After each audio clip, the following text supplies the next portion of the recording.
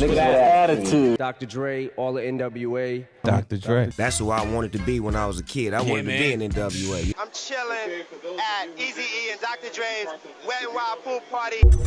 I was actually over one of the people's houses who put this together, Jimmy Iovine, and he played the tape for me, and I wanted to work with him from that point. I just want to be known as a legitimate MC, and that's all I could have ever hoped for. And the winner is Eminem. Mr. Controversy, Eminem. Eminem. The Oscar goes to Eminem.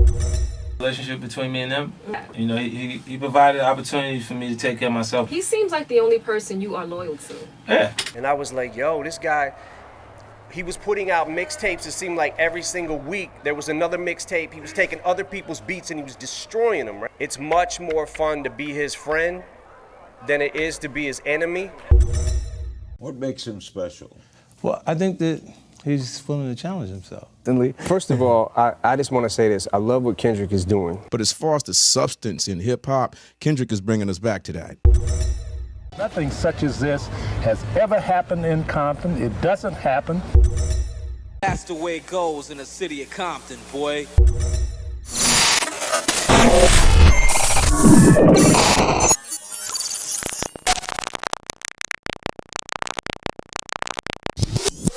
Aftermath Part 1. Background. 1988. A group by the name of NWA, represented by Eazy, Ice Cube, Dr. Dre, MC Ren, DJ Yella, and Arabian Prince, puts out their debut album, Straight Outta Compton. This is the introduction of a more raw, anger-filled perspective to music, aka gangsta rap. So much, in fact, that one song, Fuck Police, manages to get them a letter from the FBI, a first in music history, and they still perform it. Because of this and the other explicit nature on the album, it doesn't go on to receive much airplay, yet still goes on to become 3 times platinum. 1989.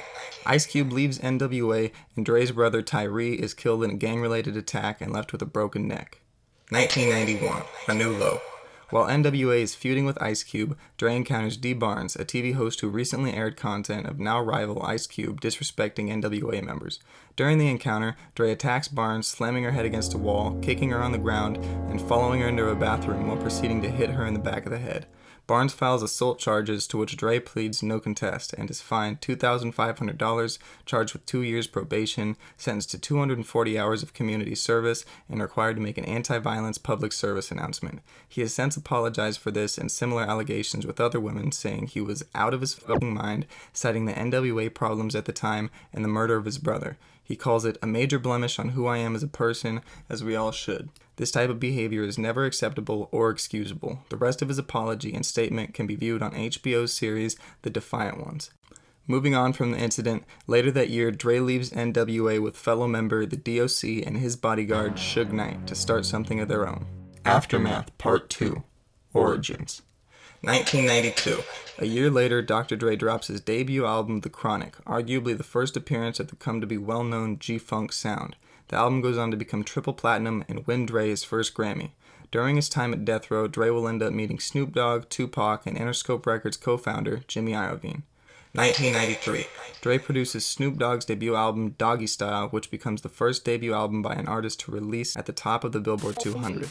Despite having success with Death Row, Dre begins having disagreements with label boss Suge Knight, becoming concerned he is corrupt and out of control. It was somewhere between here and 1996 that Dre shows Iovine his album The Chronic, and they begin their talks on Dre leaving Death Row and creating his own label. 1995. Dre's friend and fellow NWA member Eazy passes away from AIDS. 8 years later, in 2003, Suge Knight, who was also a well-known enemy of Eazy, goes on to the Jimmy Kimmel Show and makes some odd comments about Eazy's death. This appearance causes some people to believe that Knight is responsible for Eazy's death. Check it out for yourself. This is a new thing, right? Yeah. See, if somebody gonna do something about it, see, technology is so high, right? Right. So if you shoot somebody, you go to jail forever. So the kids, you don't want to go to jail forever, right? So they got this new thing out there. People sell them all the time. They got this stuff they get blood from somebody with AIDS, and then they shoot you with it. Oh, so well, that seems bad. That's a slow death. Yeah. An easy thing, you know what I mean? Yeah. Oh, no. 1996. Dre and Tupac drop major hit single California Love before Dr. Dre goes through with his plans of leaving Death Row. Aftermath Part 3. The Beginning. Dre creates Aftermath Entertainment, vowing quality over quantity with the idea of releasing a small number of very well-crafted projects. Dre's first release on the label is a compilation album titled Dr. Dre Presents the Aftermath. The album goes on to essentially be forgotten. 1997. Dre signs R&B singer Dawn Robinson to Aftermath, but she leaves before the year's end. 2 more albums go on to be shelved throughout the year, one by rapper King T and the other by The Last Emperor. Dre ends up only releasing 1 album over the year by the rap supergroup The Firm. The group is made up of artists Foxy Brown, Nature, Eazy, and Nas, and this is the only project they release, titling it The Album. Though it debuted at the top of the Billboard 200 and became certified platinum, it didn't meet expectations and the group soon disbanded. 1998. After a rocky 2-year startup, Aftermath signs Detroit rapper Eminem in hopes of finding new talent. 1999. Aftermath drops Eminem's major label debut album, the Slim Shady LP. The album is arguably the label's first successful release, topping Billboard 200, becoming quadruple platinum, and winning Eminem his first 2 Grammys a year later. Dre also drops his second album, 2001, meant to be a follow-up to The Chronic. It ends up going 6 times platinum. 2000. Aftermath releases Eminem's second album on the label, self-titled The Marshall Mathers LP. It sells 1.76 million copies in its first week, breaking records at the time and topping the Billboard 200. In 2011, the album is certified Diamond, the highest achievable RIAA status, selling over 21 million copies worldwide. 2001. Aftermath scores 4 more Grammys, 1 belonging to Dre, 1 to Eminem, and 2 split between the duo. 2002. After Eminem hears a CD by a New York rapper from Queens who had just been shot 9 times a year prior, he convinces Dre to sign him to Aftermath. This artist is 50 Cent, and from this point on, he and Eminem go on to dominate the market for the next decade. Aftermath Part 4. M and 50. That year, Eminem's 3rd album under the label, The Eminem Show, releases, also selling 1 million copies in its first week and going on to be certified Diamond, selling over 26 million copies worldwide, as well as winning Eminem 2 more Grammys a year later. 2002 also brings the major motion picture loosely based around Eminem's personal life titled 8 Mile. It comes with its own soundtrack, which goes quadruple platinum, winning Eminem 2 more Grammys and an Academy Award. Dre also begins work on his 3rd and said to be final album, Detox. 2003. Aftermath releases 50 Cent's debut album, Get Rich or Die Tryin, topping the Billboard 200 and becoming 8 times platinum. A hit single off the album titled In the Club breaks the Billboard record for most listened to song in radio history within a week. 50 Cent also makes an investment in vitamin water this year, getting a minority share and his own flavor, Formula 50, in exchange for becoming a spokesperson for the brand. 50 Cent then finds the next Aftermath signee, The Game, a rapper from Compton who had just recovered from being shot 5 times. 2004. Eminem's 4th Aftermath album, Encore, releases, debuting at the top of the Billboard 200, selling over 1 million copies in its first week, going quadruple platinum, and even causing the Secret Service to look into claims that Eminem threatened U.S. President George W. Bush. This is due to lyrics on his song We as Americans stating, "Fuck money, I don't rap for dead presidents, I'd rather see the president dead," as well as the music video for the song Mosh, depicting Eminem and an angry mob of protesters storming the White House during a presidential speech. On the album, Eminem also mentions Dre's 3rd album, Detox, saying, "And don't worry about that Detox album, it's coming." Eminem also goes on to produce 12 of the 16 tracks on Tupac's posthumous album, Loyal to the Game, which would top the Billboard 200 and become platinum. 2005. 50 Cent's second album, The Massacre, releases, selling 1.14 million copies in its first 4 days, the most ever in an abbreviated cycle at this time, meaning less than a full week. It tops the Billboard 200 and stays there for 6 weeks, as well as going on to become 5 times platinum. 50 Cent also has a major motion picture loosely based around his personal life released this year, titled Get Rich or Die Tryin, as well as his video game 50 Cent Bulletproof. The game is based around an alternate reality where 50 Cent vows revenge on the men who shot him, though in real life the man who supposedly shot him was killed 3 weeks later. Eminem and Dre make appearances as self-based characters in the game, which sells over 1 million copies, the music industry standard for platinum. Both his movie and game have their own unique soundtrack as well, meaning 50 Cent dropped 3 separate collections of music in this 1 year. At this point, Eminem and 50 Cent are seen as an unstoppable force in the music industry, at the peak of their success. A collection is also dropped this year by Eminem, topping the Billboard 200 and going double platinum. However, it's a greatest hits collection, and this causes rumors of Eminem's retirement to begin circulating. The Game also drops his debut album, The Documentary, topping the Billboard 200 and going double platinum before having disagreements with 50 Cent and leaving Aftermath a year later. On his album, however, Dre features on the song titled Higher, only saying the phrase, "Look out for Detox," his third and still unreleased album. 2006. Dre founds his headphone company, Beats by Dre, and at this time, many producers were talking of the work they were doing with him for his upcoming album, Detox, as it even received a cover story from Scratch magazine as hip-hop's unreleased masterpiece. All this hype launches it into a sort of mythical status among rap fans, and Eminem's longtime childhood friend Proof is also shot and killed this year. 2007. 50 Cent and Kanye West both have upcoming albums. 50's self-titled Curtis and Kanye's Graduation. The two meet, listening to each other's albums, and turn it into a friendly competition for sales, admitting it is mainly to entertain consumers. Kanye even goes as far as changing his release date to the same as 50's, September 11th of that year, creating a fan division. 50 is so confident he'll win, however, he vows to stop releasing solo albums if he loses.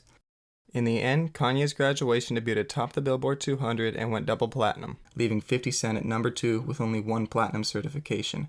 50 Cent cites having writer's block during the production of the album, understandably after releasing 3 collections of music, a movie, and a video game just 2 years prior. Though he lost his competition with Kanye, he pulls a win with his vitamin water investment. That year, Coca-Cola buys Glacier, the producer of vitamin water, for $4.1 billion, earning 50 Cent over $100 million from his share in the company. This purchase makes 50 Cent one of the world's richest rappers. It is at this time that Eminem says he had been taking around 60 Valium and 30 Vicodin pills a day, as well as being addicted to Xanax. He even nearly dies, ODing on what doctors call the equivalent of 4 bags of heroin. Also in 2007, Dre says in an interview that he has been working on Detox for the past 8 years, but it still needs to be pushed back yet again. 2008. Eminem begins rehab and receives close support from friend Elton John, while Dre's son Andre Jr. of 20 years is found dead from a drug overdose. This year, Dre's company Beats would also release its first product, the studio headphones, in partnership with Monster Cable. 2009. Eminem's 5th album, Relapse, drops, filled with comedic accents and twisted perspectives. The album debuts at the top of the Billboard 200 and goes double platinum, winning Eminem 2 more Grammys, including one shared with Dre and 50 Cent. This becomes 50's first and only Grammy.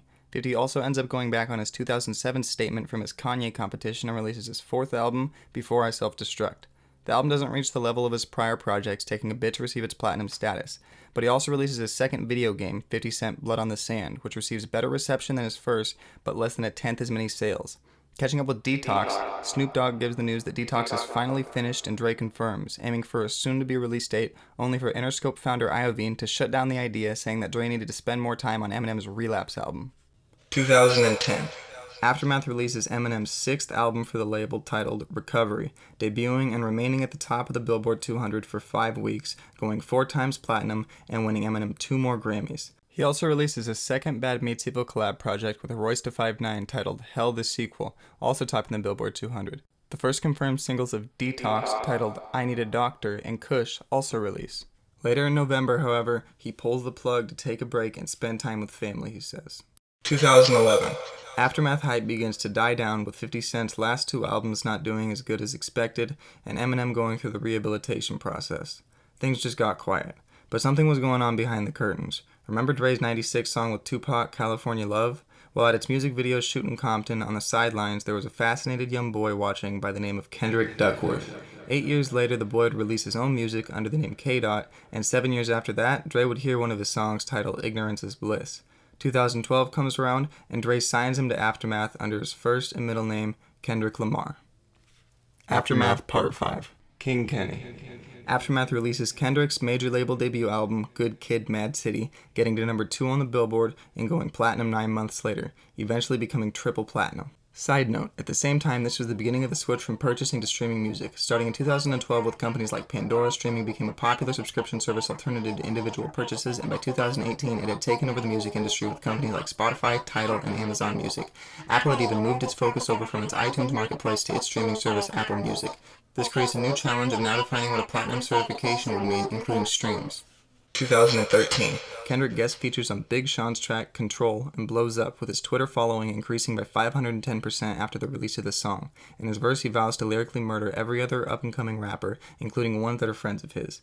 Eminem releases his 6th Aftermath album in follow-up to Marshall Mathers LP 1, the Marshall Mathers LP 2. It debuts atop the Billboard 200, goes quadruple platinum, wins Eminem 2 more Grammys, and makes him the first artist ever since the Beatles to have 4 singles in the top 20 chart at once.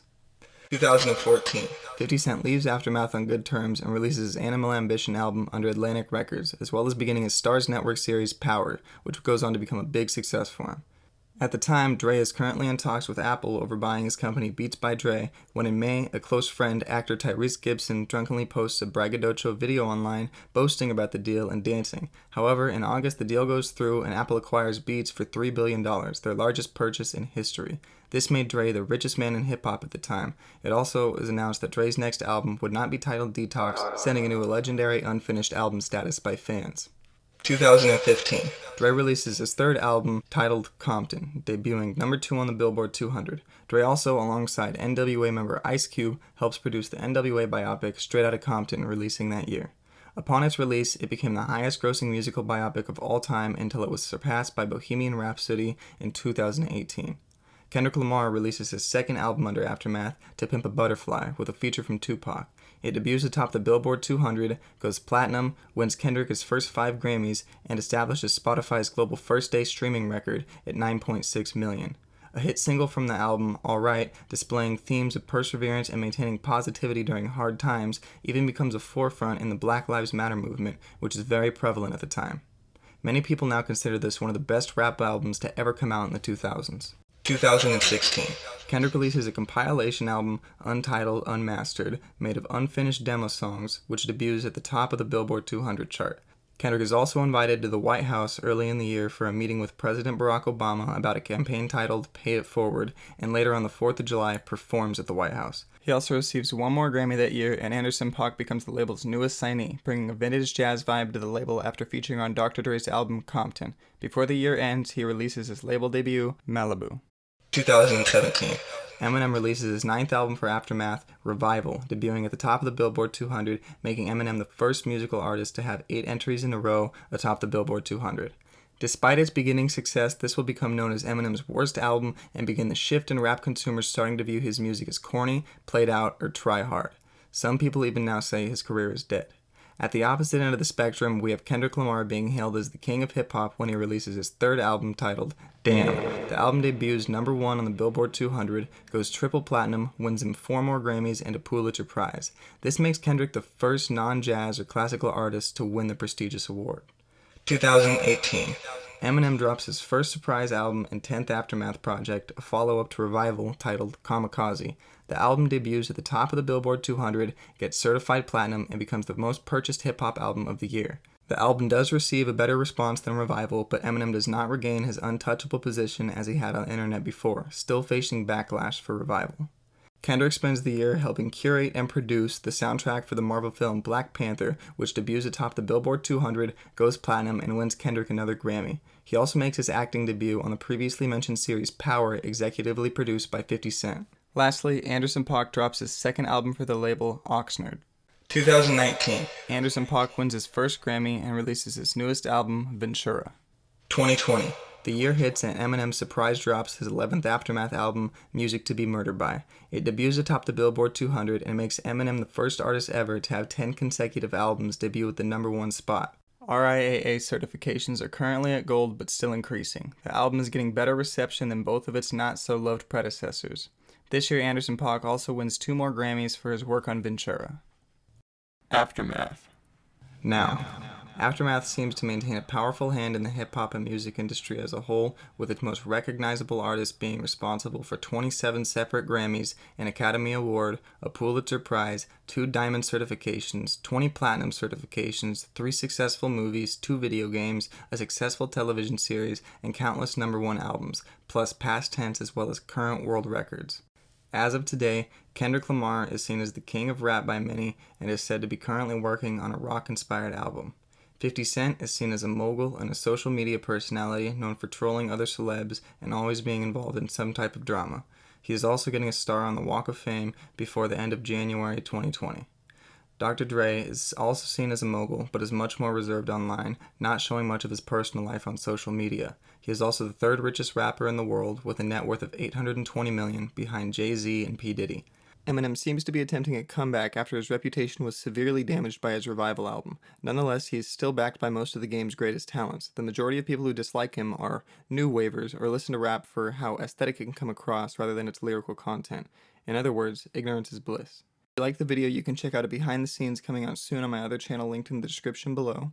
If you learned something and want to spread the knowledge, you can share the video and subscribe if you're looking forward to future lessons.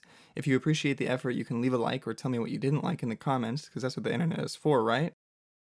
And finally, if you support what I'm doing and my ideas, you can help me out yourself through the links in the description below using either Buy Me a Coffee or GoFundMe.